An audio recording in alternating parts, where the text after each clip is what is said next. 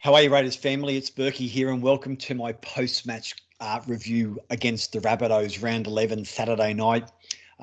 Look, this win, coupled with the Roosters win, is a huge boost for our year. Two big scalps with a very nice 9-day break between the Roosters and the Rabbitohs.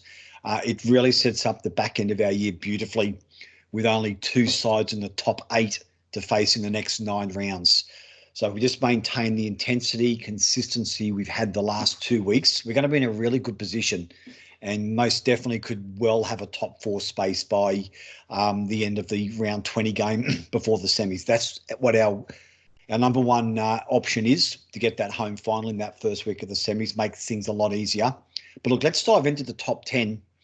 I said a few weeks ago that with the injuries we've had, that the extra 1% from the players that are fit and healthy and playing each week was going to be imperative to get over the line with some of these games.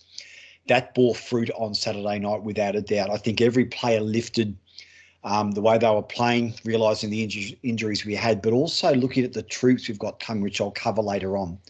So that was a really big effort by all those guys just to lift things that were happening with the side. So I want to pare down to some of these players.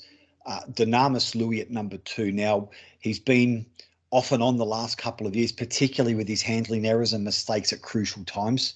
But he took his game to another level, without a doubt, Saturday night. Him and Papa, both by far and away, I thought were our best 2 players, if not the best 2 players on the field. Dynamis was intense with his running. He hurt in defence. The one-on-one strip. Obviously, when Hodjo went down injured, suddenly our option of stripping the ball was diluted a fair bit, but Louis really stepped up to that mark just to keep attackers on their toes. They can't be lazy. For him to snuff out that opportunity late in the game on Saturday with that steal was fantastic, but he really had an awesome game for us, and I'm expecting more of the same as well for the rest of the year. Number 3, I've gone from the Rapana factor. Now, once again, I'm a big believer in fate.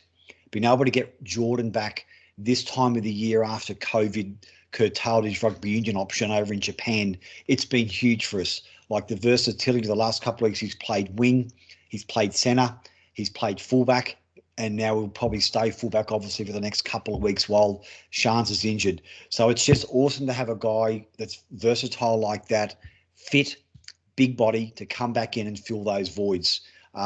We could be in a real bit of a mess without him there, to be honest with you. Well, we have got a little bit of debts with Harley Shields, Smith and the like. To have someone of Jordan's temperament at the back is critical, and to have him back at fullback this week.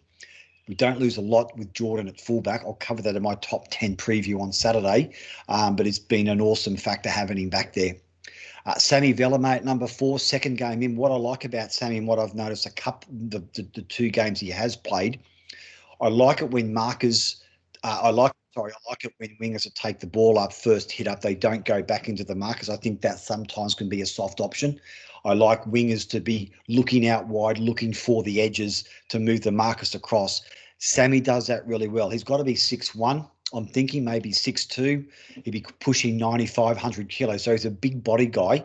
To have him running the way he is, those angles away from the markers and spread the defence, it shows a lot of maturity that he's not scared to get a big hit put on him and can really get some grit and determination with the way that he runs. What I also like, he lands on his stomach 9 times out of 10, so he can easily get up and play the ball a lot quicker than if he's on his back. So he's going very well for the 2 games so far.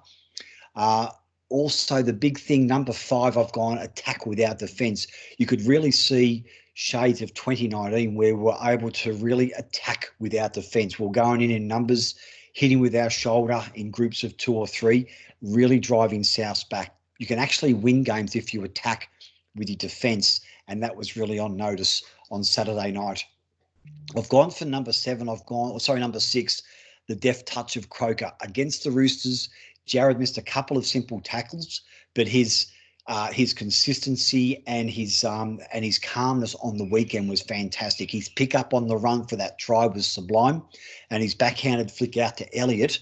Elliott just didn't expect the ball. The pass was that good. He didn't expect Jared to get it away, but he really led from the front without a doubt on Saturday night, which was awesome.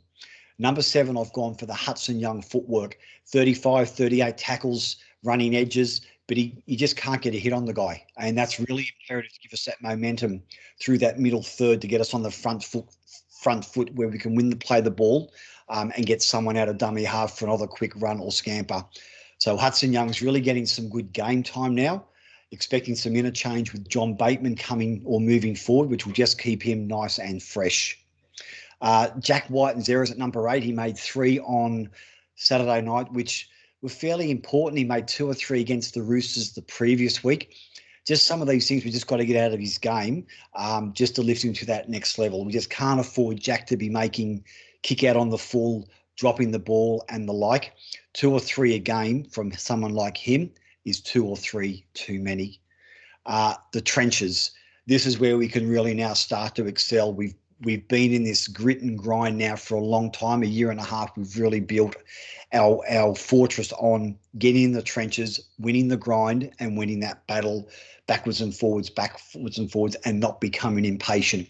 I think this is where we're really going to be seeing a lot of all that training and hard work and temperament that we've had the last couple of years really come to fruition the back end of the year. And number 10, as I've said, the troops are coming. Harawira Naira and John Bateman both back this week. It just gives us a little bit more depth to add with Kai O'Donnell dropping out, Harley Shields-Smith dropping out. But having those 2 guys coming back in, quality world-class forwards and second rowers, is a massive boost for us. So, Raiders fans, that's it for my top 10. As always, really love your support on Facebook, on Twitter, on the YouTube channel, guys. Hit me up with any queries or questions you'd like to have a chat about. Looking forward to the game against the Cows on Saturday. I'll have my preview out probably Friday. And as always, guys, this is Bourkeys. Bleed Green, out.